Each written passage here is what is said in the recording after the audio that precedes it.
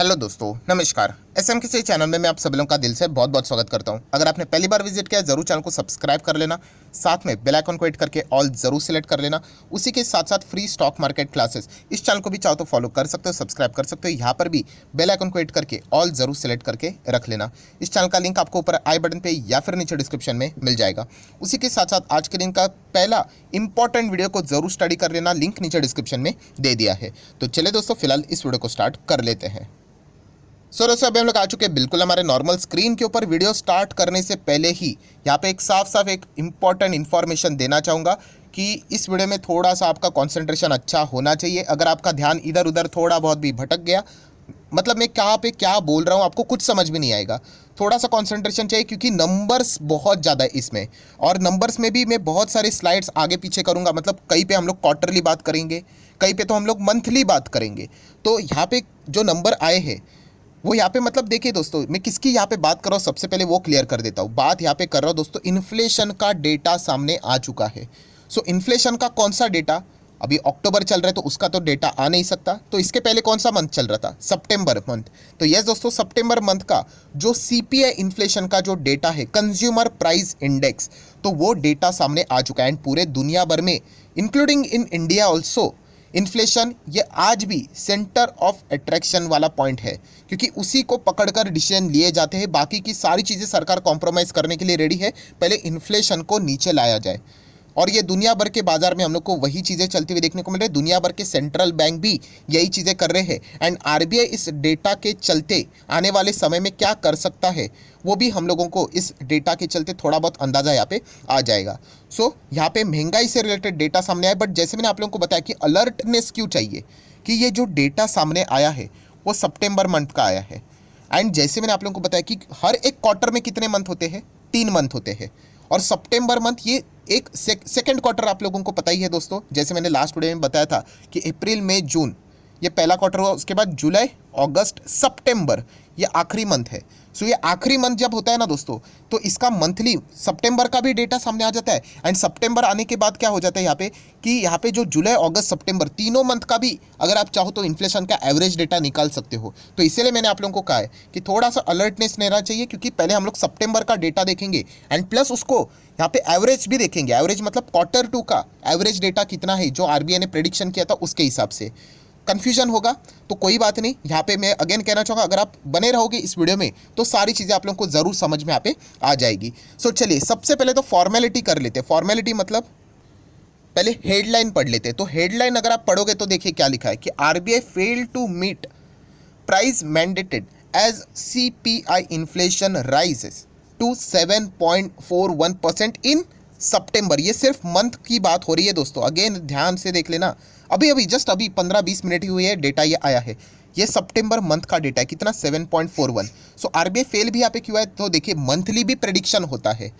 सो ये सारी चीज़ें मैं आप लोगों को बताने वाला हूँ। और असली पिक्चर क्या है, क्या इससे आप लोगों ने डरना चाहिए, नहीं डरना चाहिए, वो जेन्युइनली मैं आप लोगों के सामने यहाँ पे रखने वाला हूँ। सो दोस्तों सबसे पहले जो बात यहाँ पे बोली गई है कि आरबीआई यहाँ पे फेल हो रहा है, क्योंकि देखिए आप सब लोगों को पता है जो इन्फ्लेशन का जो टॉलरेंस बैंड जो रहता है वो 2 से लेके 6%। आप 2 तो हटा ही दो, आप 6% बोल देना।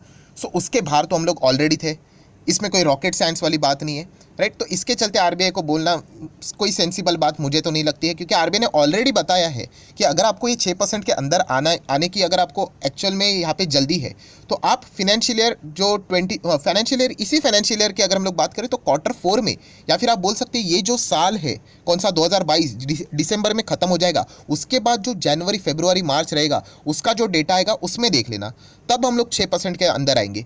तो ये जो डेटा हम लोग को देखने को मिल रहा है, इसके चलते आरबीआई को कोई पैनिक करने की जरूरत है। आरबीआई ने ऑलरेडी बोल के यहाँ पे रखा हुआ था।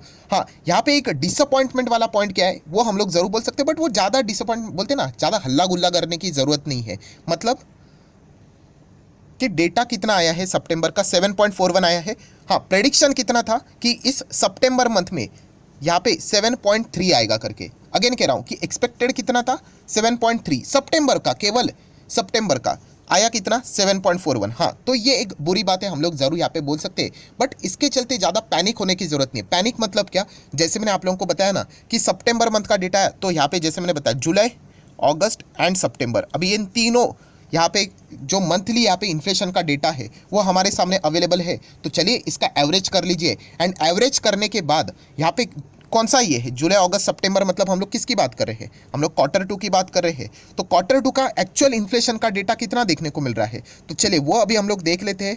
तो चलिए वो आपके सामने आ चुका है। ये अननेसेसरीली डेटा को कट कीजिए, इसका हम लोगों के साथ कोई वास्ता नहीं। ये देखिए जुलाई से लेकर सितंबर की अगर हम लोग बात करें, जिसमें 3 मंथ आता है, वहाँ पे 7% का हम लोगों को यहाँ पे इन्फ्लेशन, सीपीआई इन्फ्लेशन एवरेज, ये देखिए शब्द यहाँ पे लिखा हुआ है, यहाँ पे सीपीआई इन्फ्लेशन एवरेज, यहाँ पे नाउ 7% इन जुलाई अगस्त सितंबर। सो 7% है, तो ये अच्छी बात है। मैं तो इसको अच्छा ही मानूंगा, क्यों, क्योंकि आरबीआई ने खुद प्रेडिक्शन में ये बातें बताई थी। ये देखिए आपके सामने ही रखना चाहूँगा।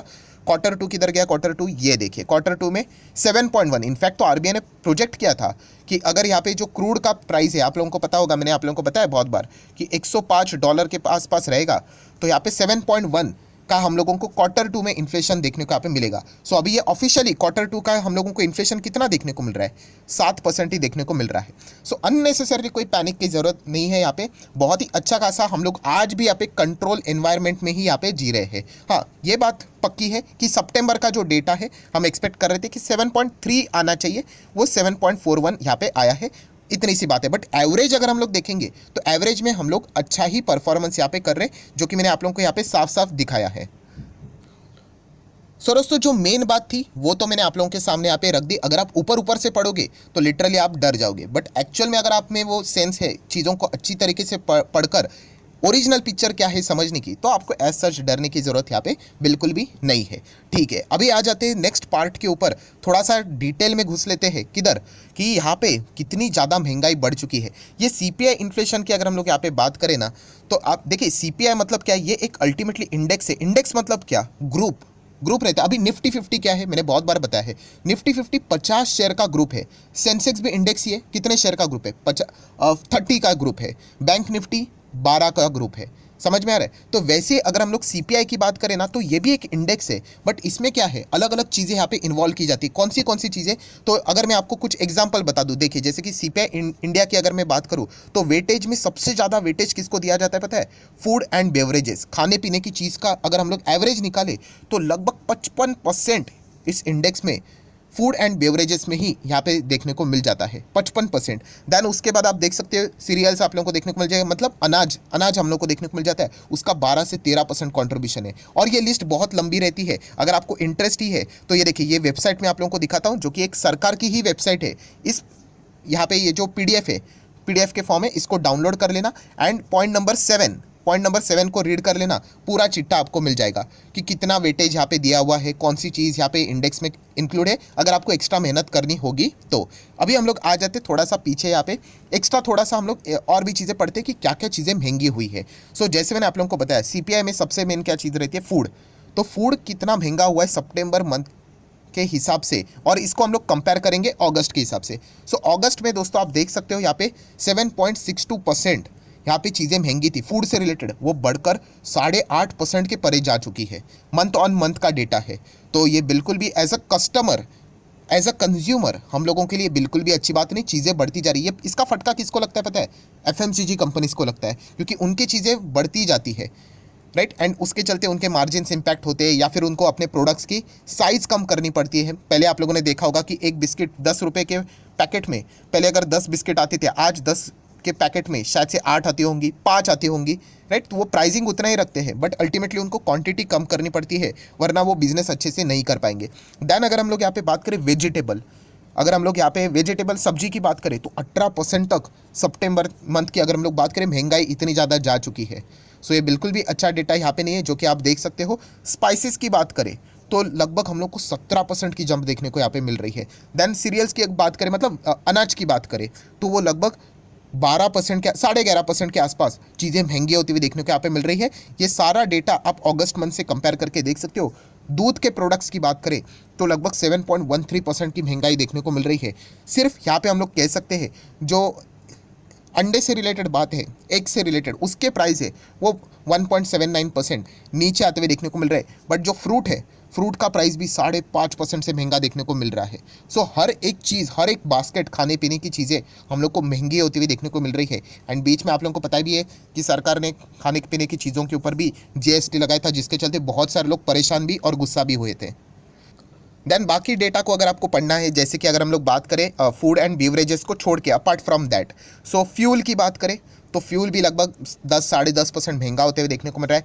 क्लोथिंग फुटवेयर की अगर बात करें, जो कपड़े आप पहनते हैं, जूता चप्पल, उसमें भी प्राइस 10% महंगी होती हुई देखने को मिल रही है। हाउसिंग सेगमेंट की बात करें, वो भी 4.5% महंगा होते हुए देखने को मिल रहा है। ये सारी चीज़ें मैं बोल रहा हूँ ना, housing, food, clothing, beverages, fuel, ये सारी चीज़ें ये इंडेक्स का ही पार्ट है, बट हर एक का वेटेज अलग अलग है। फूड का सबसे ज़्यादा है 57%, राइट, तो इसीलिए उसके ऊपर थोड़ा ज़्यादा फोकस दिया जाता है।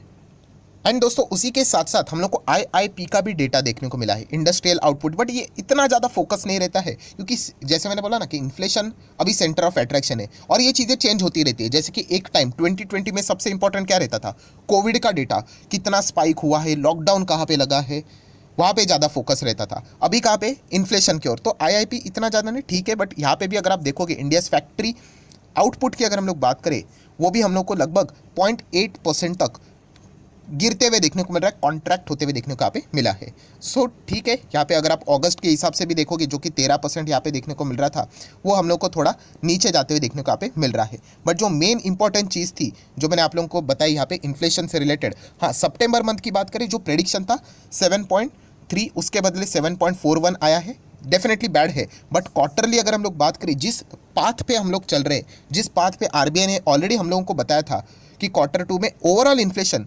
7.1 आएगा, उसका ओवरऑल इन्फ्लेशन एवरेज 7, मतलब उस दायरे के अंदर ही है, तो हमें डरने की ज़रूरत यहाँ पे नहीं है। सो आशा करता हूँ बहुत नंबर हम लोगों ने यहाँ पे बोल दिया, कभी मंथली कभी क्वार्टरली।